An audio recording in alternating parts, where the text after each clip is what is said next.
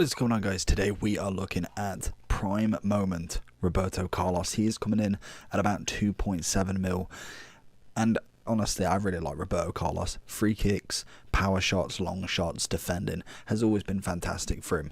The question is he the best icon left back in general in the game? I'm interested to know your thoughts. Let me know down below, who is your favourite left back so far. Obviously we've got Team of the Year of Alphonso Davies, many special cards, Carlos, Ashley Cole, we have a Maldini version, a Cannavaro version, a prime moment Lam. There is so much choice that you can go with this guy. 95 pace, 89 shooting, 86 passing, 84 dribbling, 87 defending, and 88 physical. Obviously anchor is what we're going to be using today. Turns him into 99 pace, 94 defending, and 94 physical. Absolutely fantastic stuff. And even on the base, obviously the pace both will be maxed out. We've already got shot power and long shots maxed out. Free kick accuracy is looking fantastic with the curve. We've got 95 reactions, only 83 composure. One thing that really kind of threw me a little bit with this card. I thought he would have more. I'd expected into the 90s, but apparently not. Good agility balance. Defending goes up to pretty much 90s on absolutely everything bar from head and accuracy, but being only 5'6", I'm not expecting him to win it in the air. Strength and aggression both goes up to 94, 92. He's already got the stamina, and the jumping is going to go up to 97. So the card is absolutely cracked. We've got outside of the foot shot, power free kick, and also long throwing. If you wanted to know the traits, let's jump straight into him. I was interested ever since he came back out to see what this guy's all about. So let's go and see what Roberto Carlos can do. Into Carlos. Okay, he's going to go on the floor for some reason. We can always see him. He's got absolute pace for days, really. Go down the wing again. Who's he got going against him? Constantly go with that 1-2. Can we see that little whipped in cross? It's always good at his crossing. That's always what you got to remember. With Carlos, he is kind of like the future. Well, he was the future of left wing back. He was absolutely phenomenal at going on that overlap. So it's very interesting to see, because this game kind of not necessarily caters towards it, but obviously with the new kind of 5 at the back formation, it actually suits him down to a T, to be fair. Roberto Carlos. Gonna see it past this guy easy. He is just absolutely lunging into everybody, so it makes it so much easier. We see lovely little ball. Good tackle. Get him back out to him. Get the flick over. Oh, referee. At least we get a chance to see what he's like on the free kicks. He should be numero uno. Right, here we go. Get the curve on it. Green timed. Crossbar. And again, we've got him halfway down the line. The pace on him is fantastic. Why is he bringing his keeper out for? That's going to make it easier. Oh, he's on the line. Didn't even see him there. Honestly, I don't know why he keeps bringing his keeper out, but we're going to might have to leave this match if he's going to keep doing that. Carlos. Let's see what we can do about that long ball. See, that's a proper ball. When we did Wendell, was struggling to do them long balls. We've kind of mistouched it with Bruno there, though. But honestly, the long balls are key. If you can get it across pitch, you're absolutely laughing. As he comes in and takes the ball off, it's just kind of like his all-round game. Roberto Carlos is probably one of the best at it, really. Oh, love it. All them step overs are not as quick, but literally the tackle, get that ball across. And that's what I mean. His defensive attacking role always works. It combines to make such a good player out of him. Roberto Carlos going to try and quell Trent with ease. Absolute ease. He is such an effortless left back. I absolutely love him. Roberto Carlos seeing the ball out. It's a lovely little pass into De Bruyne, who's going to make space for himself. Get the little back heel on the go. Absolutely skips past the defenders. Going to find the edge of the box. Bruno wanted it to go straight to Essien, but unfortunately we didn't have that luxury.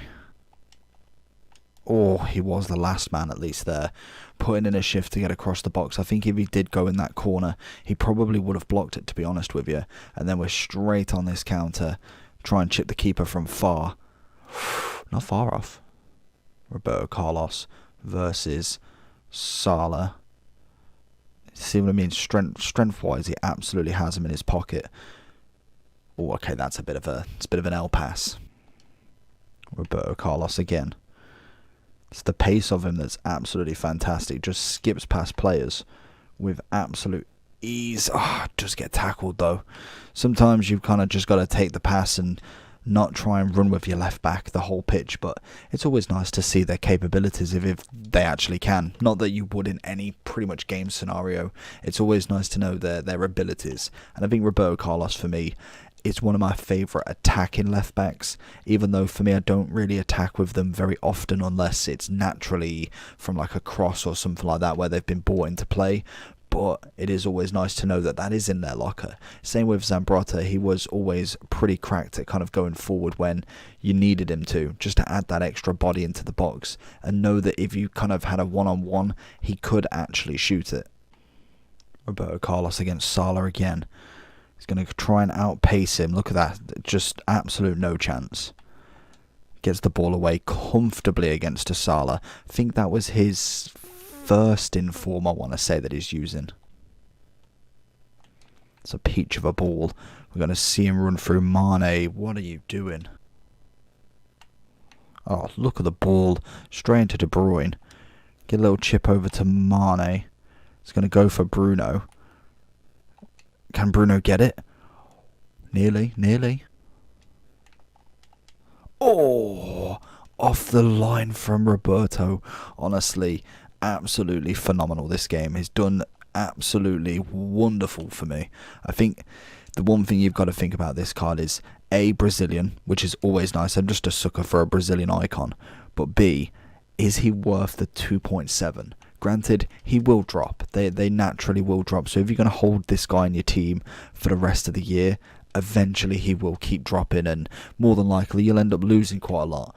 But is he worth that much right now for you to kind of like willingly drop a lot of coins? It's not as if he's going to drop down to like 1 million under, but he will drop down probably to like 1.5 by like team of the season time. So I'm talking months. It is just like a guaranteed that they are dropping, and always will do with every promo special. They're being packed more and more, and then as soon as we get SBCs that involve prime moments, that's when really I'd say they're going to try and hit the floor a little bit more, as he gets a lovely goal, gets on the wrong side of Roberto. So it's interesting to see the kind of costs and the kind of pros and cons towards these icons, because for me, I always like packing them rather than buying them, just because there's so much coin value at stake when buying a card like this, that I don't want to go full in and lose all of them coins when knowing that an SBC I could go get one for pretty much just fodder.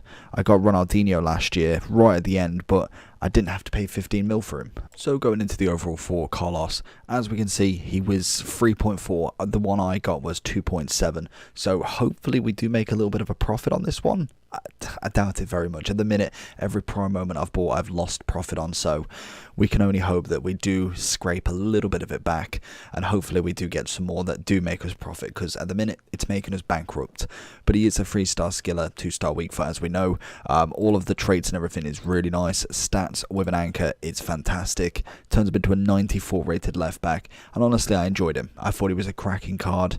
He knows exactly what he's doing. Attacking game is beautiful. Defending is absolutely extraordinary. The only things I would like a little bit more of, obviously, I never want the skills, but it's always nice if he's going to be quite an attacking left back. 4-star skills is always a bonus. I would like a 4-star weak foot at a minimum. That is important, because then we can go both feet when defending. Obviously, if a defender's trying to cut into his left, you're on your right foot. Either your defender needs to be left-footed and you're kind of meeting in the middle. That always doesn't work out. If you're on the last man, then you've got to be able to use both feet, because you're not going to be able to go on the inside and be on that confident foot. So that's just an interesting one to keep in mind. Obviously, high work rates. In terms of everything else, though, shot power was lovely. We tried a couple of free kicks, didn't really get too many close enough to really try, but I already know that he's going to be cracked at them. We've used his prime before, and this card is no different. He is fantastic. The question is the extra, if you're taking the price of Footbin, then 2 mil extra for, let's just get off the chem style, for 3 pace, 6 shooting, 2 passing, 1 defending, 2 physical and 3 dribbling. For me, the only thing you're paying for there is the dynamic image. Other than that, there is no different in this card that is massively noticeable. It is literally the dynamic image, and honestly, the dynamic sells for me. If I could pick any version, the dynamic is always going to be number one. It's just the best thing they've done. But realistically, if I was telling you right now, there's no point buying an extra 2 mil worth of a card. It just makes no difference whatsoever in terms of what he can do on the pitch. They're very, very similar in what they can do. It's just the prime moment literally has a couple more, maybe shooting more than anything, and a little bit more pace, which with an anchor already is 98, 99 anyway. But overall, he's a fantastic left back. Is he the best left back? That is always the question. For me, I want to say no.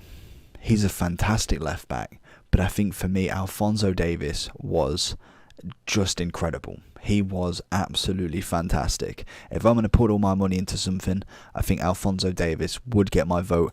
The card is just insane. Literally, you don't need an anchor on him. You can go with a backbone, which obviously gets up his defending, physical, and a bit of passing, turn him into a 96 rated left back. For me, that is the best left back in the game. Roberto Carlos comes close, but unfortunately, he isn't quite the best this year. I think Robertson helped him out last year, so not getting an amazing card, or not, I think it was animations more than anything. But overall, still a 10 out of 10 for me. Roberto Carlos is fantastic. Just Alphonso Davies for coins and for stats is that little bit better, and Carlos just has that links all around. So hopefully you did enjoy this video. Let me know down below what you think. Make sure you like and subscribe.